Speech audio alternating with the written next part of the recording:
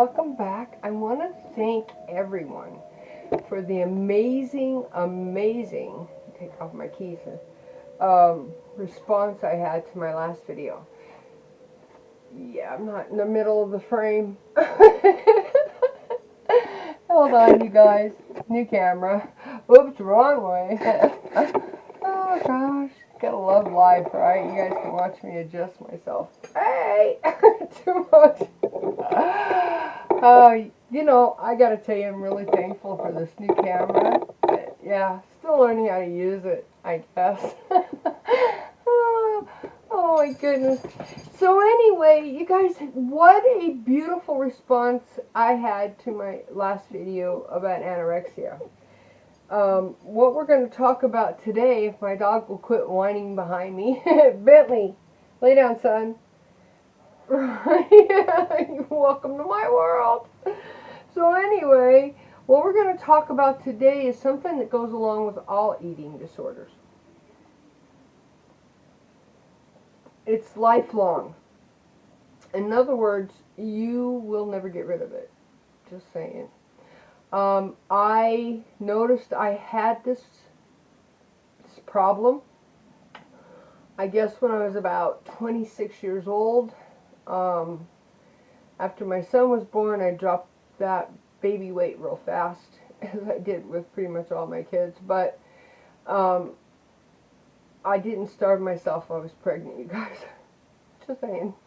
Anyhow, after I had my son and I lost the weight, I realized why I had gotten into a Karen Carpenter state of mind. And yeah, this disease that I'm going to tell you about has no cure.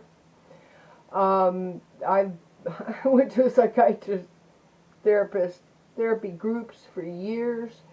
It never helped. Not saying that it's not worth the time. You learn self-love, self-respect, self-conditioning, all kinds of stuff in these groups. But the fact it never went away. They don't even know why. Some people get it. It is associated with eating disorders. And that's really sad, but it's still, on the other hand, it's really true. So, to cover a couple points in comments. First of all, I don't care what anybody thinks. Not anymore. Not since last year when I started this journey. Yeah, I've had people talk about the way I look now, and my bleached blonde hair looked better. Yeah. You know, I gotta say, I snicker at those comments because I told everybody in the beginning. Yeah, I don't care what the world thinks anymore. I only answer to one authority. And with that being said, thank you that you think I look so good back then. But the fact is, you didn't get to know Tammy. Just saying. And don't think for one moment that spunk is gone, because it's not. With all that being said, let's get back to our eating disorder. I have heard about a lot of children of people my age having an eating disorder. You know, guys, I have one daughter. She's my youngest child. I feared, and I'm not kidding, feared having a daughter. I had boys before that. They're easy. Boys are easy until they get about 17 and get their first girlfriend. But that's not the subject.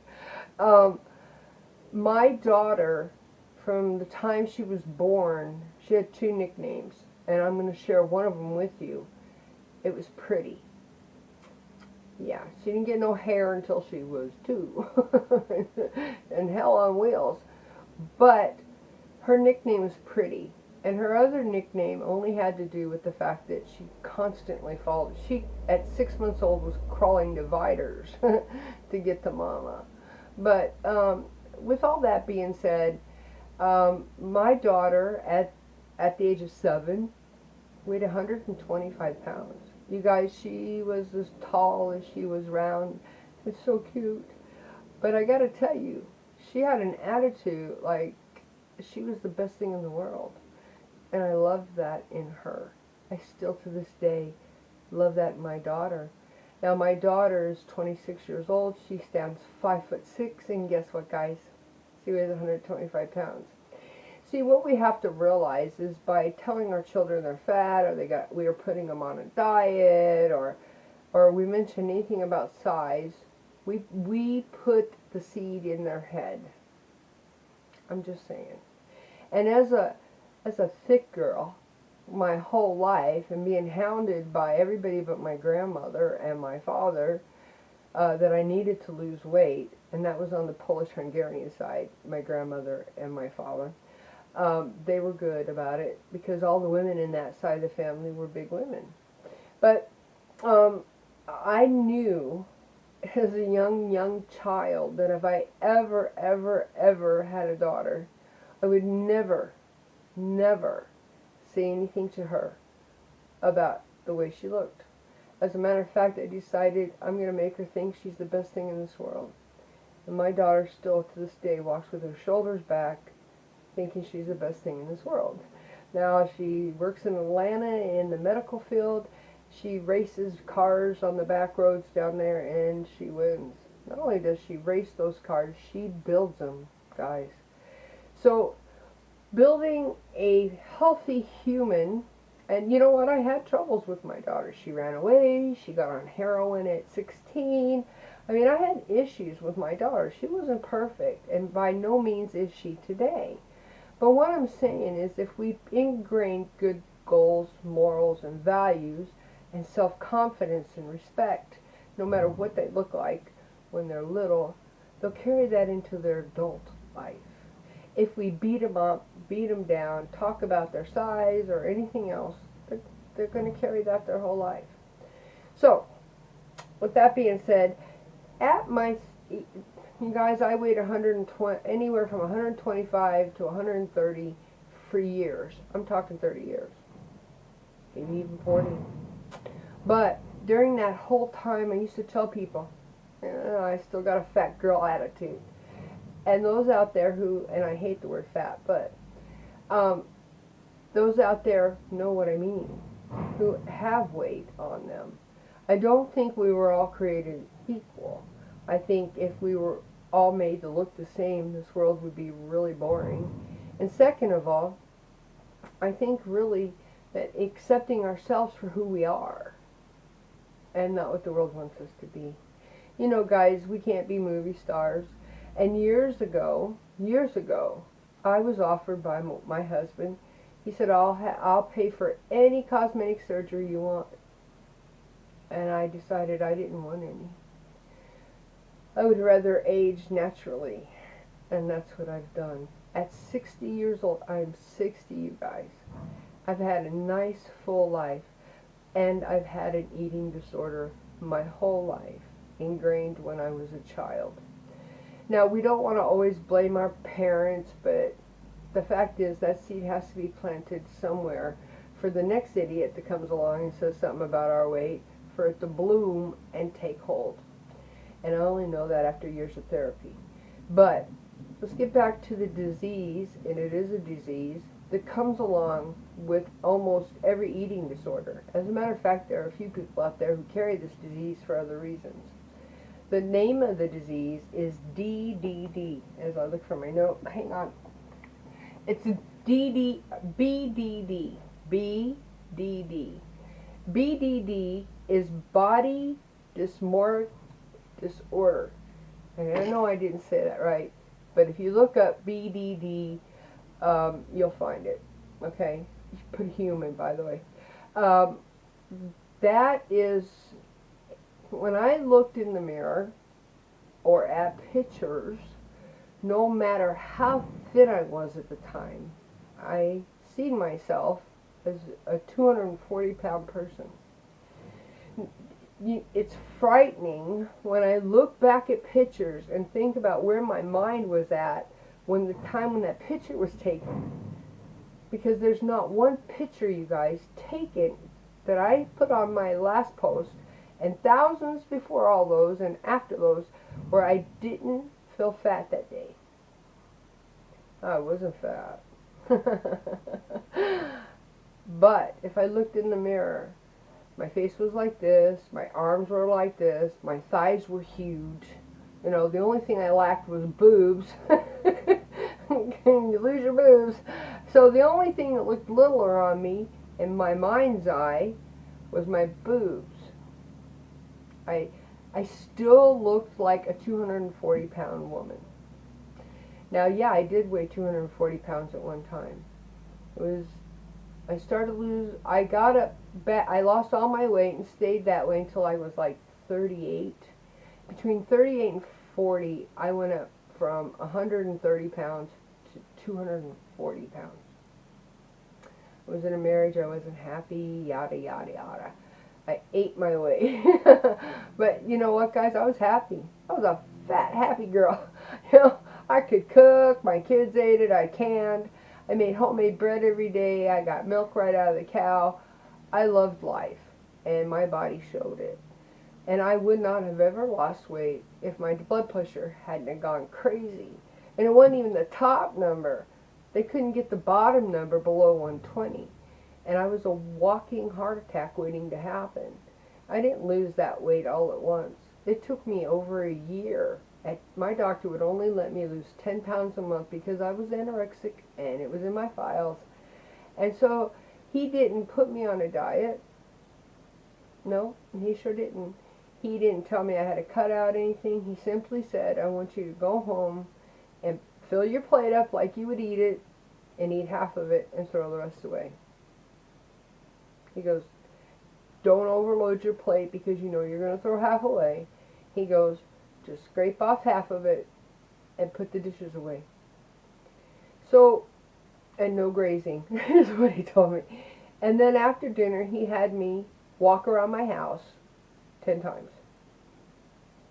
You guys, in a year, eating like that, I dropped 100 pounds.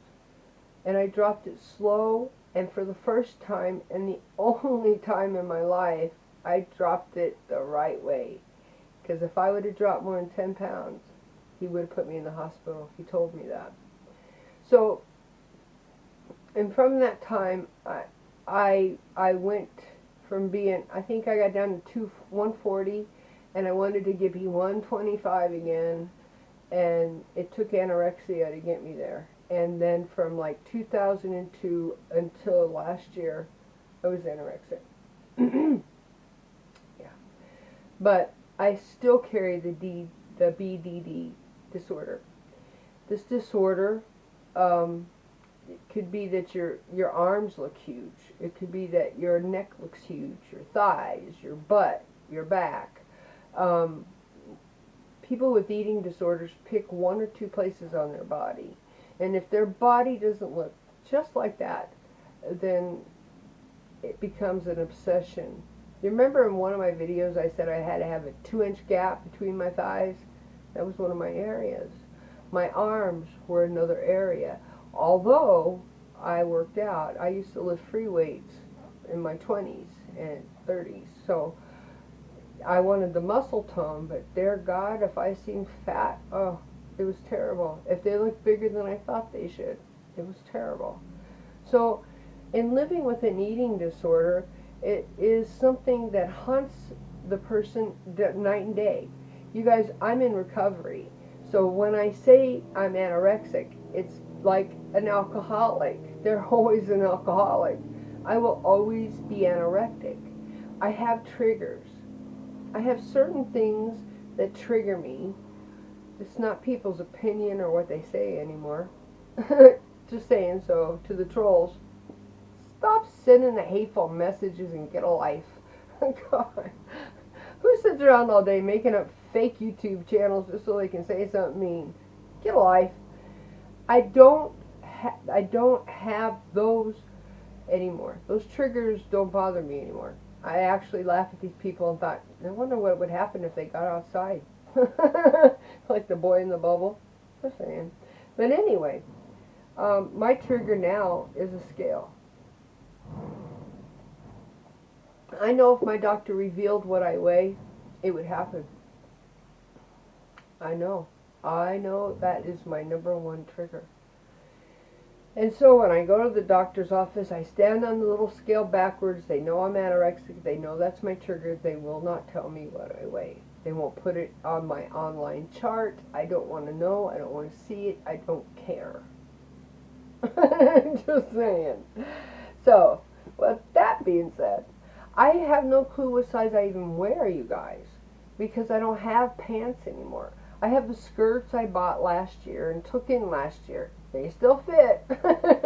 So, you know, I'm just saying. So, if they didn't fit, I'd let them out. That's just how I feel about it. So, I want to encourage you out there who have children or grandchildren who may have an eating disorder. When you look at that person and go, oh my God, look how thin you are. When they look, they're not thin. That doesn't help them one bit. Not one little bit. Because our mind's eye sees something else. They don't know why. I don't know why. I do not know why. Why I've always seen a big girl in the mirror. All I know now is that I'm in remission. And when I look at those pictures, I think, oh my God. I'm in a size 3 there, and I thought I was fat. Look at my neck bones. Look at my neck. Oh, my God. So, you know, I think there's a lot of heavy subjects to be covered here. And I really, last week I wanted to get into this, but I thought it was such a subject that I better save it for another video. So, if you all get a minute, go look up BDD. It is, yeah, it's real. It can't be fixed. And it's something that's with people all their lives. There's people who think their mouths are ugly. There's people who think their ears or their hair, or, I mean, there are other, you know, mental issues that go along with BDD. But the majority of people with BDD have a eating disorder. Now, as we talk about eating disorders, we were talking about self-harm. I want to go into it more. I think that it's really important because I think the world out there expects it, you guys. They expect you to shut up, be happy, don't say what's on your mind. And I think that the young people today have got all this built up inside of them, and they don't know how to release it in a positive way. I didn't, and I thought I was. I mean, you guys, I've never had an issue telling people how I feel. And walking this way, I've had to learn not to, because it just comes out. Let me give you an example. The other day, I'm at the market with my roommate, and I dress this way no matter where I go, and I'm in the market and I'm in line, and I turn around and this woman looked me up and down and went, I was triggered in that moment, and the old Tammy came forth and said to that woman, if I could slap you right now, I would slap you, and I wouldn't hit you once. And my roommate ripped his head around because he hasn't seen me be that way in a couple of years. And he just looked at me. He goes, ooh, where did the old Tammy come back? Because the old Tammy just didn't take it from anyone. That's my other channel. Just saying. She still dwells in there. But we have to learn to control that, as well as we have to learn to control our eating disorder. Because the fact is, people thrive on hate. I'm just saying. And you know what? Since my positive on since my channel on RV Life has become more of a positive channel, and I'm not up there going about glam ads and scam ads, I don't get that many views anymore. But you know what, you guys? I don't want them. If these people are coming for drama only, I didn't put that up for drama. I put that up for information. I put this up for information and interaction. Okay, so the topic today was BDD, and it's body dysfunctional something or other. Body dysfunctional disorder. It's a mental disorder, so when you go to look it up on the internet, make sure you put BDD disorder, and you will get it. And be kind. Be kind to those in your family who are suffering. Encourage them. Love them. Tell them they're beautiful. And you know, telling somebody, oh, you look really good in that outfit, that don't help. Telling somebody, it's so nice to see you smile today, that helps. That helps, you guys. Because we have to realize that this world puts so much emphasis on the outside when the real person, the true person, is on the inside. Anyway, remember to love yourselves today, because you guys, I do love me now. I do.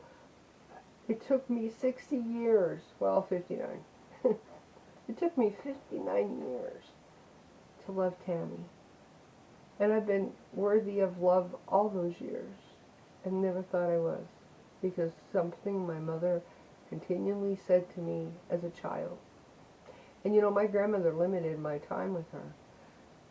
I only got three months every other year. Just saying.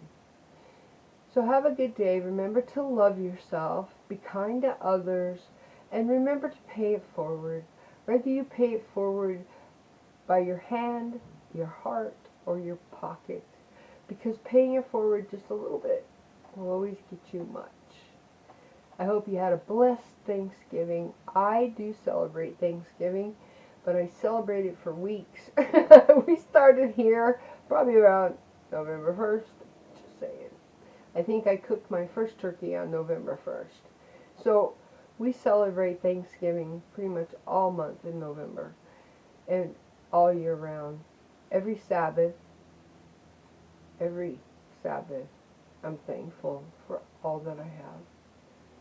Love yourselves. Peace out.